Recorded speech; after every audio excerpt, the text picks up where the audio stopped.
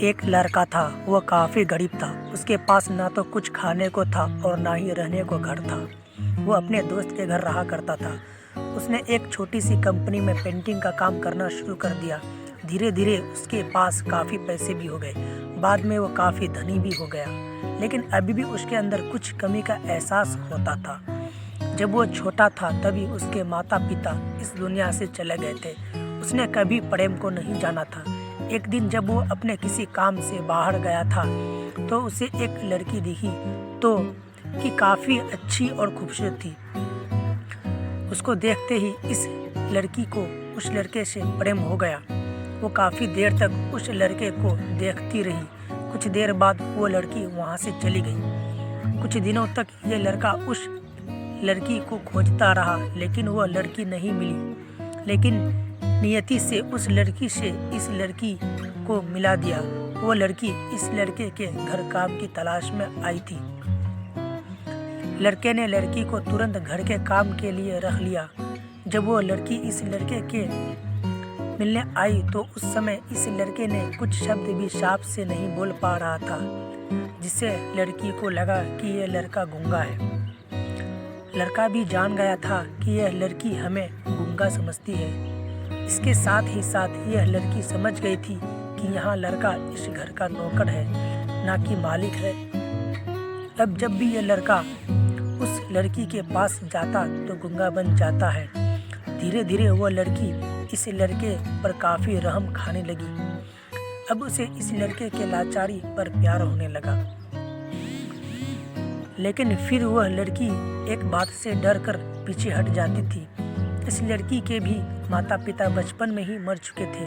इस लड़की को इसके चाचा ने पाला था और वह चाहता था कि वह जब तक जिंदा रहे ये लड़की उसके खाने और पीने का पैसा दे। लड़की का प्रेम हद से भी बाहर हो जाने लगा। लड़के के एक खांसी पर भी वो लड़की दौड़े उस लड़के के पास पहुंच जाती थी। अब लड़का भी समझ गया है कि लड़की को मुझसे प्रेम हो गया है। लड़का भी बहुत ज़्यादा उस लड़की से प्रेम करता था।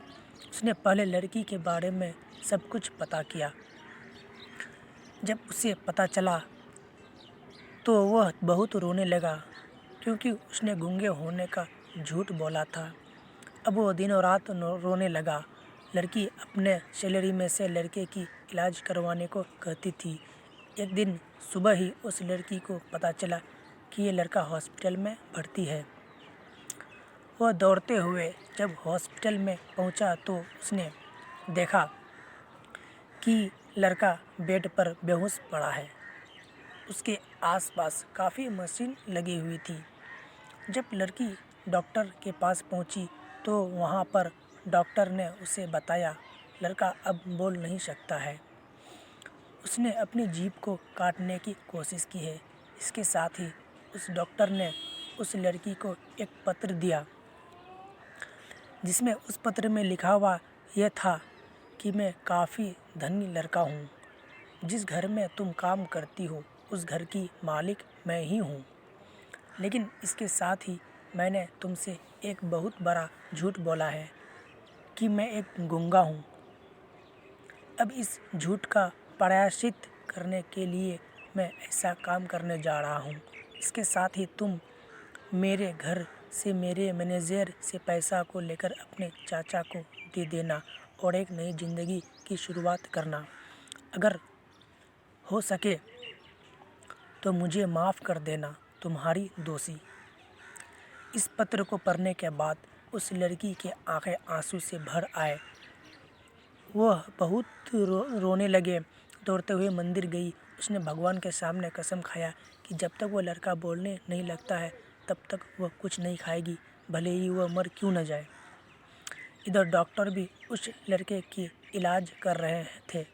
ईश्वर ने दोनों के मन की बात कबूल कर लिया और अब लड़का बोलने लगा, लेकिन वह अपनी याददाश्त खो गया।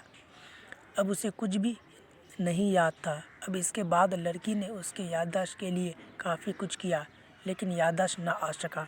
अगर प्रेम की नींव को झूठ पर रखा जाए तो वह गिर ही जाता है। इससे यही सच्चा घटना प्रेरित होता है।